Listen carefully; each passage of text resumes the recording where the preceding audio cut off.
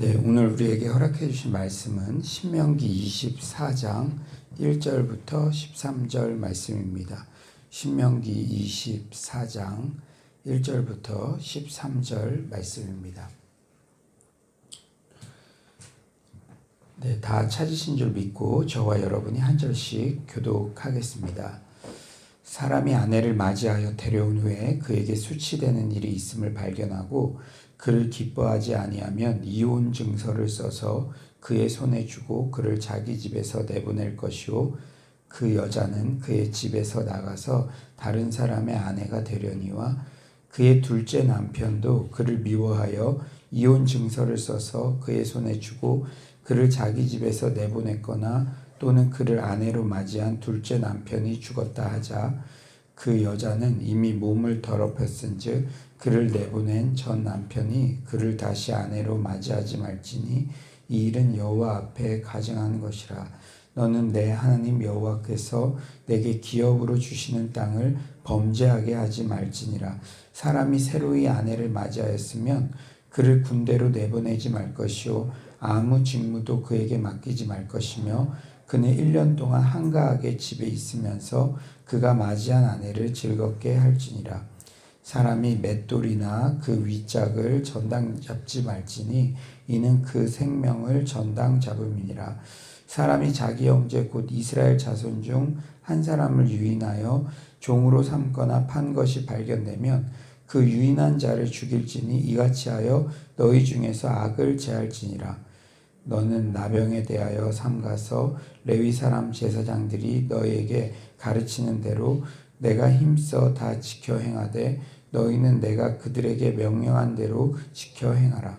너희는 애굽에서 나오는 길에서 내 하나님 여호와께서 미리암에게 행하신 일을 기억할지니라.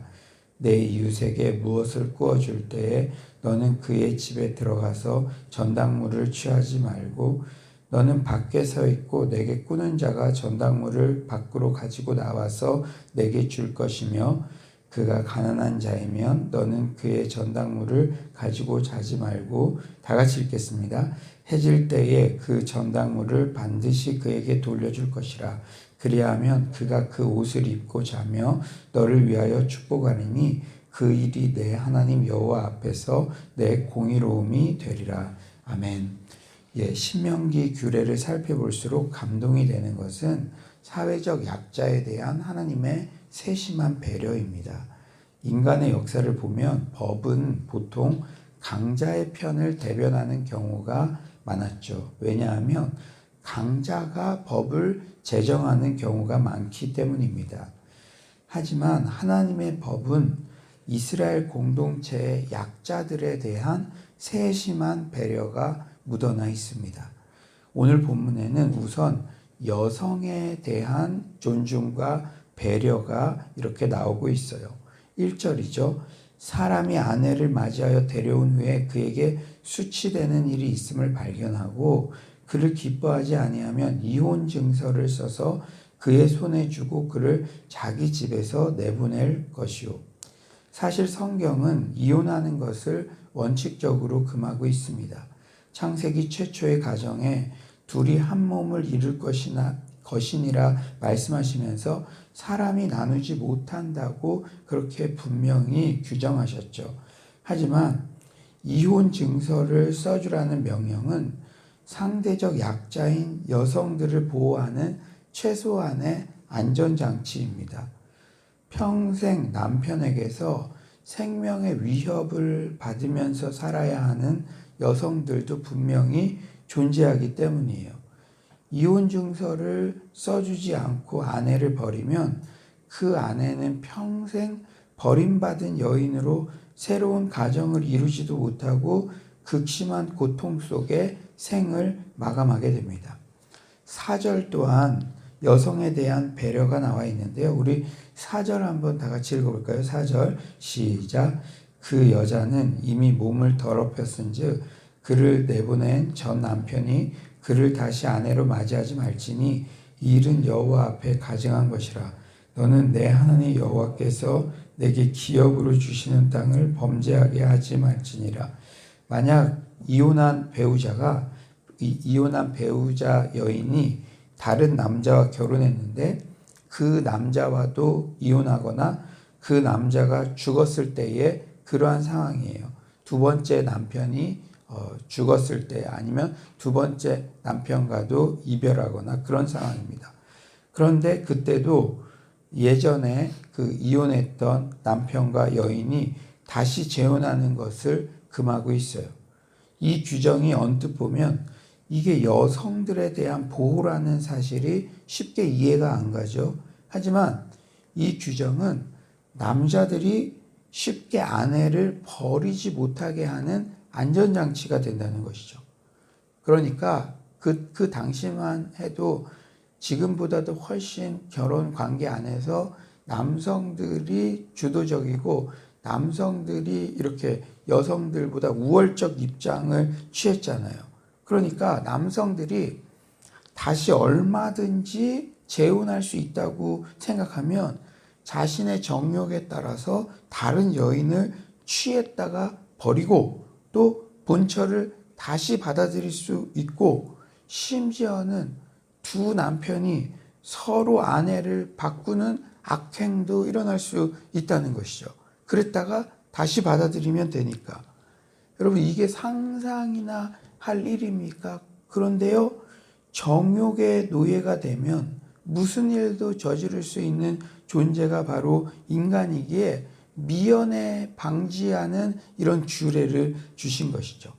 이런 가이드라인을 줌으로써 특히 당시 문화에서 상대적 약자인 여성들을 보호하는 배려입니다. 여성들을 보호하는 규정은 5절에도 계속돼요. 우리 5절 한번 다 같이 읽어볼까요? 5절입니다. 시작.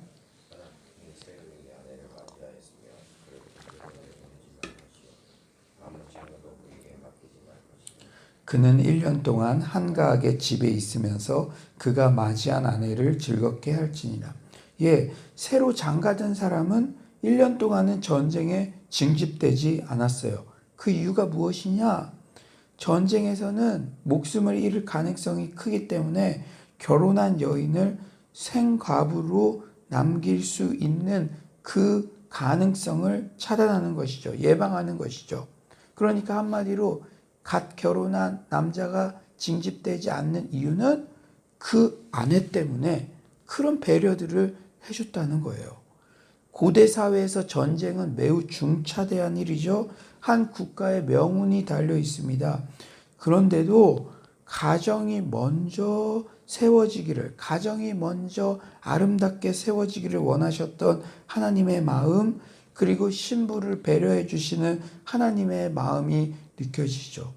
이런 규례들을 묵상해 볼 때 우리가 직장 생활이나 어떤 사회생활, 사역을 핑계로 가정 생활을 등한시하는 것 자체가 합리화될 수 없다는 거예요. 그리고 진지하게 우리 자신의 시간 사용 태도 등을 점검해 봐야 한다는 것이죠. 얼마든지 내가 시간을 더욱더 효율적으로 사용하고 정말 절약하고 다른 시간들을 줄여서 할 수 있는데 나의 게으름 때문에 가정생활을 등한시하고 이렇게 자녀나 아내에게 등한시하면서 내가 사역 때문이에요. 내가 사회생활이 너무 바쁘기 때문이에요. 이렇게 핑계를 댈 수 없다는 것이죠. 진짜 시간이 없어서 총각을 다투기 때문에 그럴 때도 물론 존재하죠. 그럴 때도 있죠. 그러나 그런 것들이 습관적으로 마음이 없어서 내가 게을러서 등한시하면서도 그러한 핑계를 대는 것인지 그러한 것들을 우리가 하나님 앞에서만큼은 정직해져야 한다는 것인데 하나님께서 고대 사회에서 정말 중요한 전쟁에서도 갓 결혼한 남자는 징집에서 이렇게 예외로 배제시키셨던 것처럼 이 가정생활 그리고 집에 혼자 있는 아내를 소중하게 여기신다는 것이죠. 다음으로 경제적 약자인 채무자를 어떻게 대할 것인가에 대해서 말씀하십니다. 6절에 이렇게 말씀하세요. 사람이 맷돌이나 그 윗짝을 전당 잡지 말지니 이는 그 생명을 전당 잡음이니라. 맷돌이나 윗짝을 전당 잡지 말라. 맷돌은 빵을 만들기 위해 반드시 필요한 도구예요. 맷돌을 전당 잡히면 당장 그 사람이 음식을 만들어 먹을 수가 없게 되죠. 가난한 사람이 일상생활을 유지하는 데 꼭 필요한 물건을 담보물로 잡아서 생존을 위협하지 말라고 명령하시는 거죠. 이런 정신은 10에서 13절에도 이어집니다. 10에서 11절 한번 다 같이 한번 읽어볼까요? 10에서 11절 시작.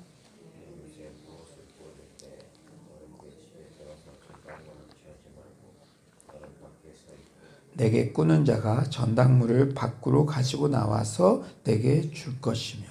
예, 참 이런 규례들을 볼 때마다 제가 참 놀랍니다. 하나님께서 이렇게 세심하게 약자들을 배려하시는구나. 빚을 져서 집에 물건들이 전당 잡히는 경우 얼마나 그 빚진 자의 심정이 참담하겠습니까? 일반적으로 채권자들은 무슨 점령군처럼 채무자의 집 물건에 막 딱지를 붙이지 않습니까? 그리고 그 부모가 경제적으로 망할 수도 있는데 그 자녀들에게도 막 이렇게 무시하는 듯한 고압적인 태도를 막 붙이죠. 그런데 오늘 본문에서요, 채권자에게 밖에 서 있으라고 명령하세요. 그리고 채무자가 스스로 전당물을 밖으로 가지고 나와서 주도록 명령하시죠. 여러 가지 경제 사정으로 빚을 지는 상황이지만 채무자의 최소한의 인권을 존중해 주시는 하나님의 배려라는 것이죠. 여러분, 자본주의 사회는 자칫 잘못하면 돈이 신이 된 사회, 맘모니즘이 팽배할 수 있는 그런 사회죠. 조금이라도 돈을 벌면 어깨에 힘이 들어가고 가난한 자들을 하대하는 것이 당연한 것처럼 여겨지는 그런 문화가 팽배해 있습니다.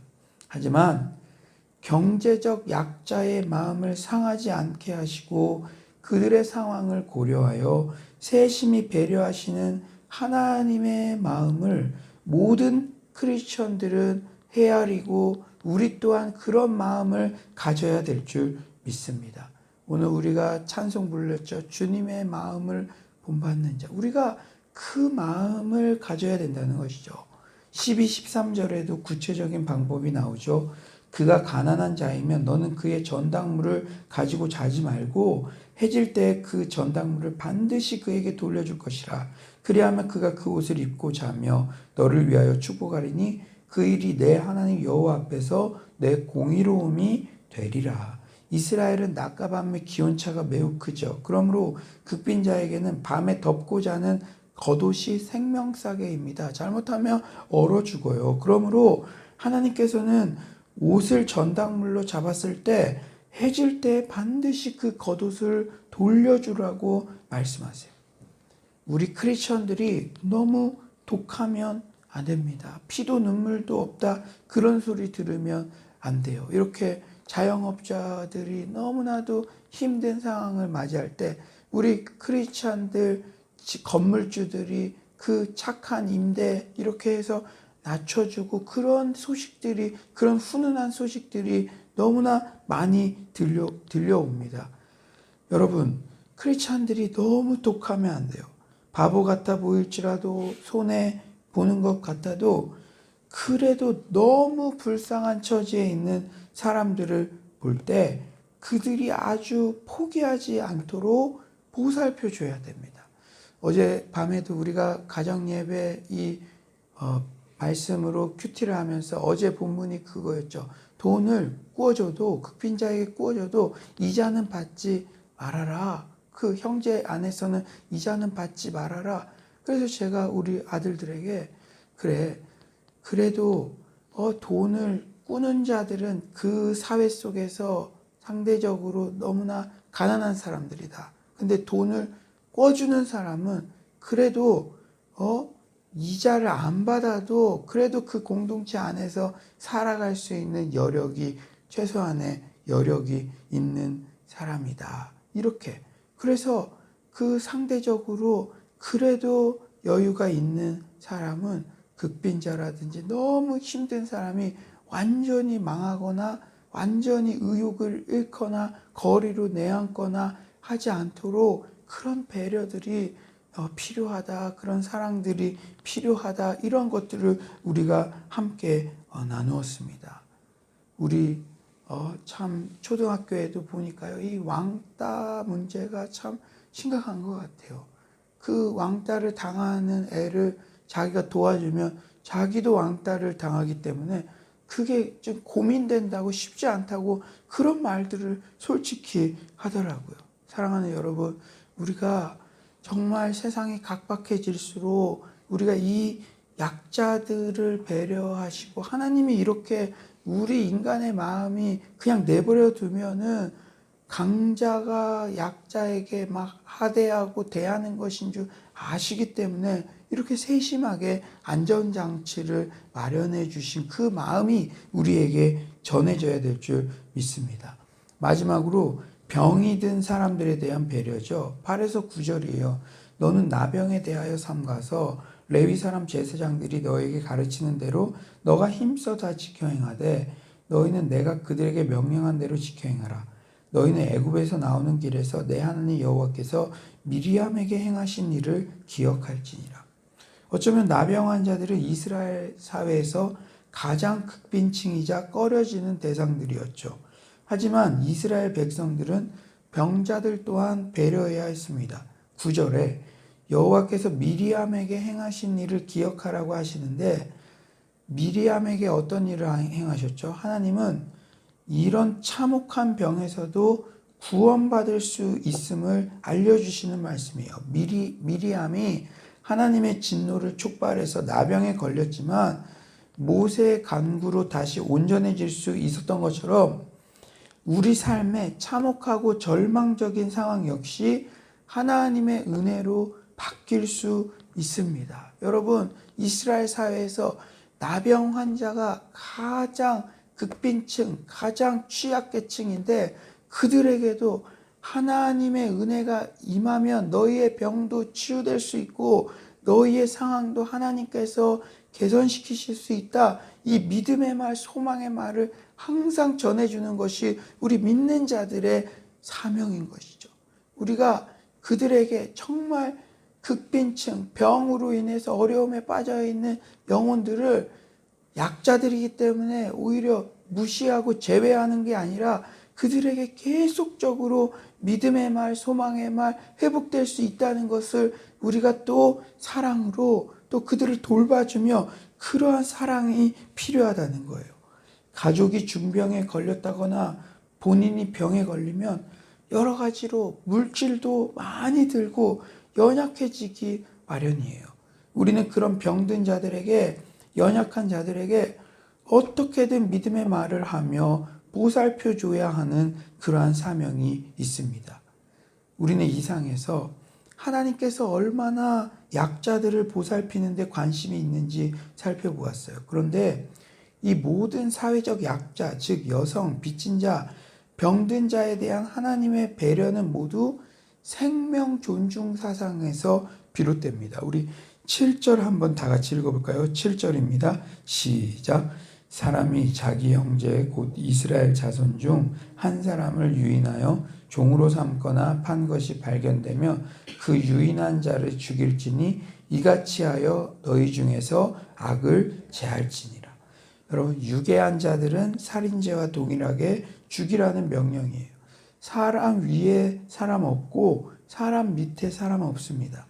모든 인간은 하나님의 형상으로 창조된 존엄성을 가지고 있죠. 그러므로 우리는 사회적 약자인 여성, 채무자, 병든 자 등을 대할 때도 하나님의 마음으로 그 인격의 존엄성을 존중해 주어야 합니다. 제가 김수영 작가라는 그 시인이 쓴 어느 날 고궁을 나오면서라는 시를 이렇게 어제 쭉 묵상을 해보았어요. 이 시인이요, 강자에게 약하고 약자에게 강한 자신의 모습을 성찰하면서 이렇게 자신에 대해서 반성하더라고요.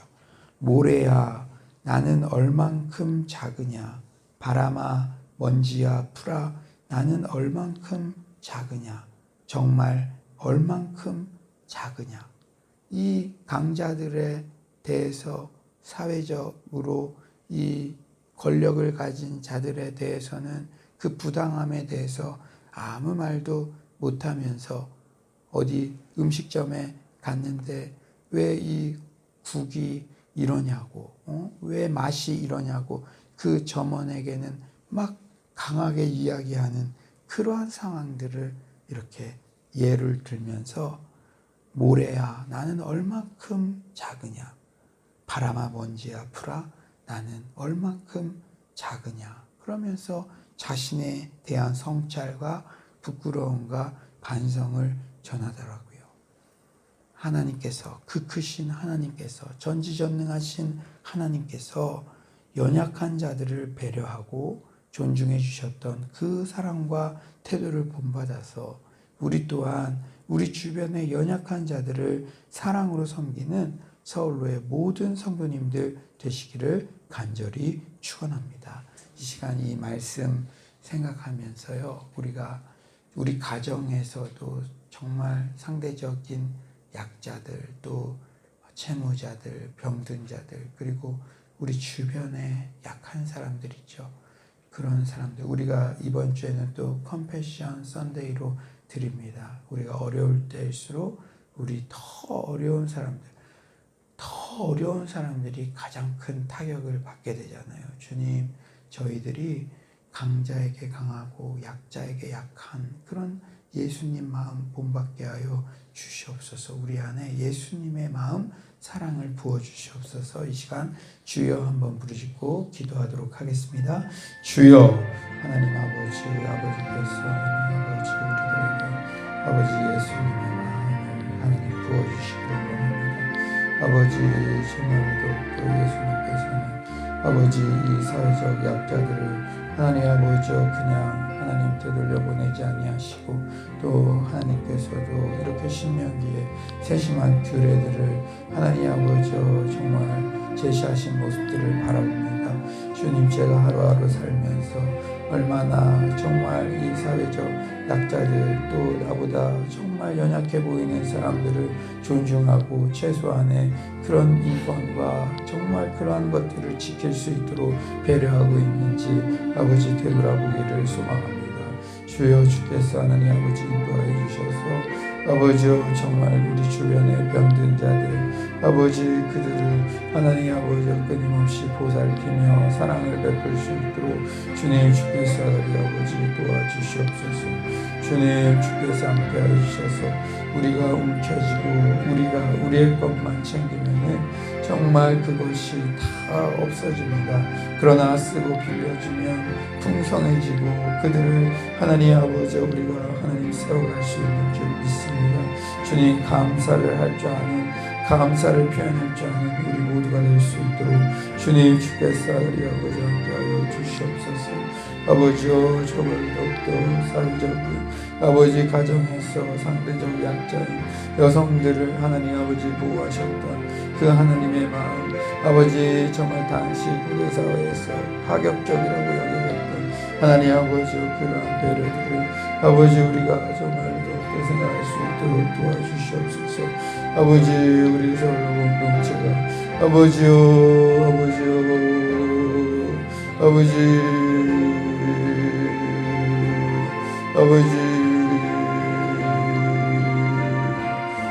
하나님 아버지 주께서 도와줄 줄 믿습니다. 주님 인도하여 주시고 주님께서 아버지 역사하여 주시옵소서. 아버지 우리 하나님 아버지 마음 가운데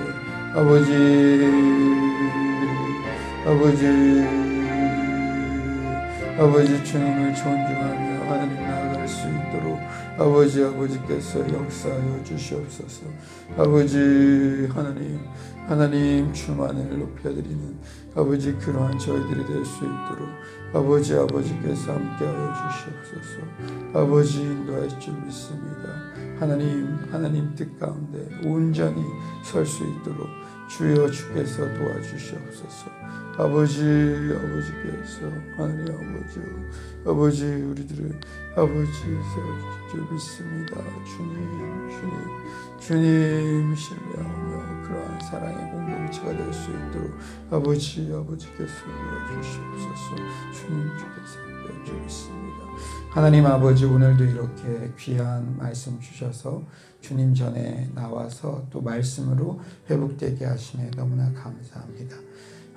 하나님께서 참으로 세심하게 이스라엘 백성들, 특히 연약한 자들을 배려하시는 그러한 모습들을 보면서 우리가 어떤 마음을 가져야 되는지, 우리 주변에 나보다 더 연약한 영혼들을 허락하신 이유는 하나님의 사랑을 흘려보내는 그러한 기회를 우리에게 허락하신 것인 줄 믿습니다.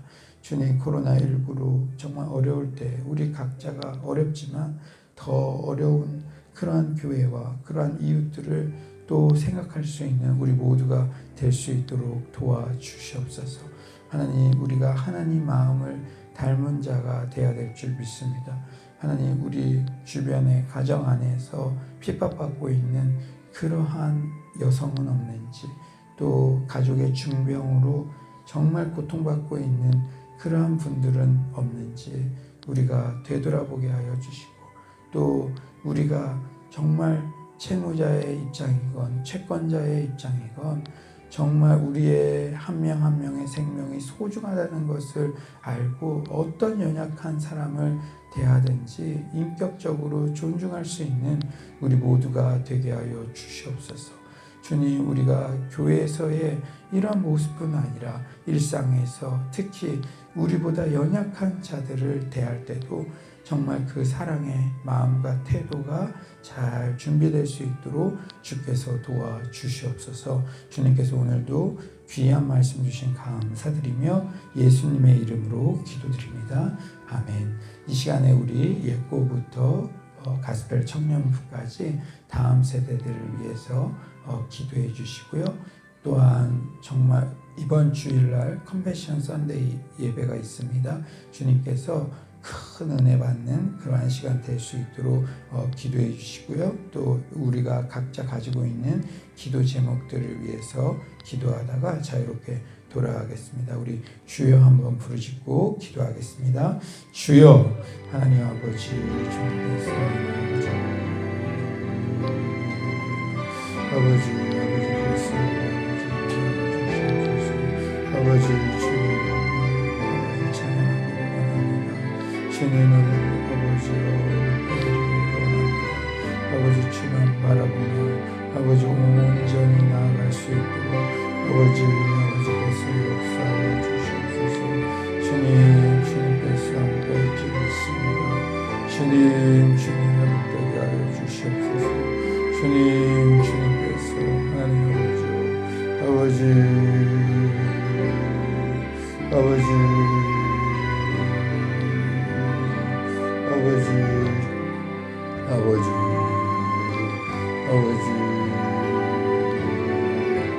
주여 주께서